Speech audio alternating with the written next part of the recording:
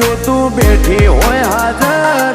સકન તું હાલે તો કોમ થાય મારું પ્રાણ તને પૂછી ડગલું ભરું મારા નેવો નાનાર